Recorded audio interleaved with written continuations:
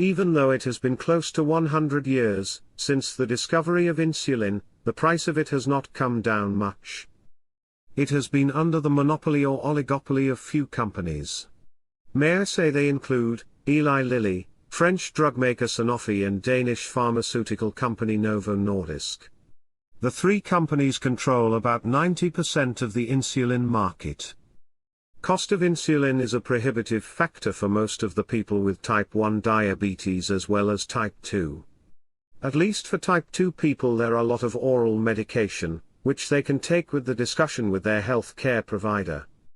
In an article by Jeff Hansen published on March 3, 2022, it has been reported that the use of the medication Verapamil in treating type 1 diabetes has shown significant benefits lasting for a minimum of 2 years after the initial diagnosis.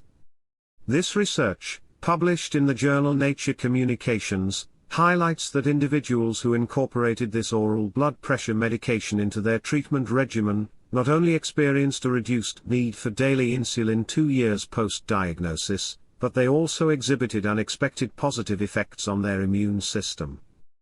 The study emphasizes the necessity of continuous medication. Subjects who discontinued Verapamil after 1 year during the 2-year study displayed disease progression rates similar to those in a control group of diabetes patients, who did not use Verapamil at all. Type 1 diabetes is an autoimmune condition that leads to the loss of pancreatic beta cells, responsible for producing endogenous insulin. To manage the disease, patients are required to administer exogenous insulin via injections or pumps, which exposes them to the risk of dangerous low blood sugar events. Currently, there is no available oral treatment for type 1 diabetes. The potential of Verapamil as a type 1 diabetes treatment was discovered serendipitously by Anith Shalev, MD, the lead investigator of the study and director of the Comprehensive Diabetes Center at the University of Alabama at Birmingham. This discovery resulted from more than 2 decades of her basic research into a gene in pancreatic islets known as TSNP. In 2014, Shalev's research laboratory at UAB reported that Verapamil completely reversed diabetes in animal models, prompting her to plan a clinical trial to assess the drug's effects on humans. It is worth noting that the United States Food and Drug Administration, FDA, approved Verapamil for the treatment of high blood pressure in 1981. In 2018, Shalev and her team reported the advantages of Verapamil in a 1-year clinical study involving type 1 diabetes patients. They found that consistent oral administration of Verapamil enabled patients to increase their own insulin production, thereby reducing their reliance on injected insulin to regulate blood sugar levels. The current study builds on this discovery and offers vital mechanistic and clinical insights into the positive outcomes of Verapamil in type 1 diabetes, utilizing proteomics analysis and RNA sequencing. To investigate changes in circulating proteins in response to Verapamil treatment, the researchers conducted liquid chromatography tandem mass spectrometry on blood serum samples from individuals diagnosed with type 1 diabetes within 3 months of their diagnosis, and at 1 year of follow-up. The analysis revealed that 53 proteins exhibited significant alterations in abundance over time in response to Verapamil. Some of these proteins are known to be associated with immune modulation and the autoimmune aspects of type 1 diabetes. The most notable serum protein affected by Verapamil treatment was chromogranin A, CHGA, which saw a decrease with treatment.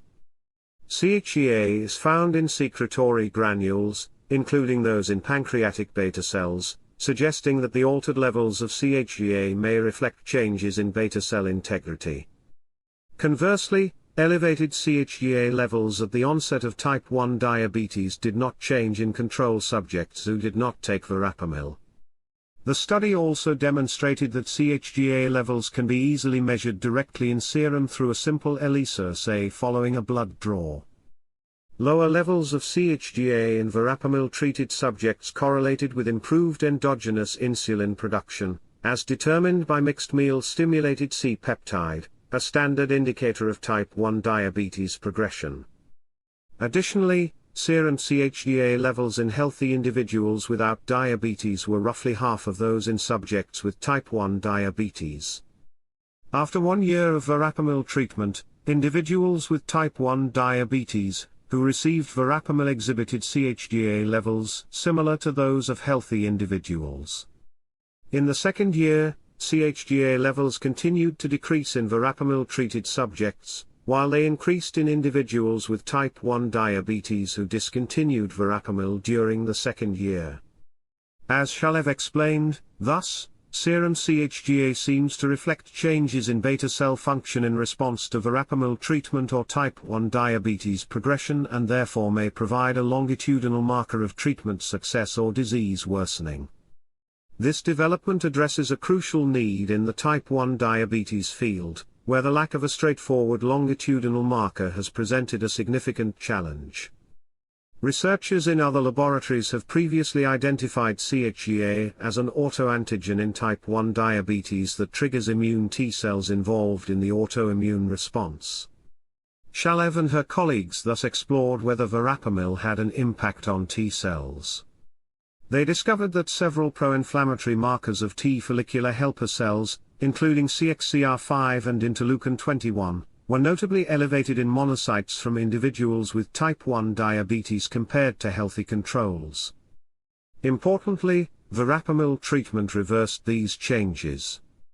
Shalev remarked, "Now our results reveal for the first time that verapamil treatment may also affect the immune system and reverse these type 1 diabetes-induced changes. This suggests that verapamil, along with the improvements it brings to type 1 diabetes, can modulate certain circulating pro-inflammatory cytokines and T helper cell subsets, contributing to the overall positive clinical effects observed." To assess changes in gene expression, the researchers conducted RNA sequencing on human pancreatic islet samples exposed to glucose, with or without verapamil.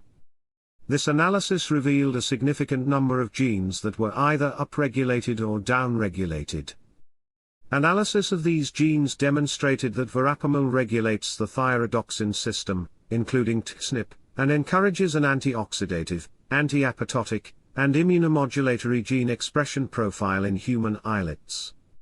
These protective changes within the pancreatic islets may help explain the sustained enhancements in pancreatic beta cell function observed with continuous verapamil usage. Shalev and her colleagues caution that their study, with its limited number of subjects, requires validation through larger clinical studies, such as the ongoing verapamil type 1 diabetes study in Europe. Nevertheless, the preservation of some beta cell function is a promising development. According to Shalev, in humans with type 1 diabetes, even a small amount of preserved endogenous insulin production, as opposed to higher exogenous insulin requirements, has been shown to be associated with improved outcomes and could help improve quality of life and lower the high costs associated with insulin use. The fact that the beneficial effects of verapamil appeared to persist for 2 years, while discontinuation of verapamil led to disease progression, provides further support for its potential as a long-term treatment option. Dr. Anith Shalev holds a prominent position as a professor in the Department of Medicine Division of Endocrinology, Diabetes, and Metabolism at the University of Alabama at Birmingham.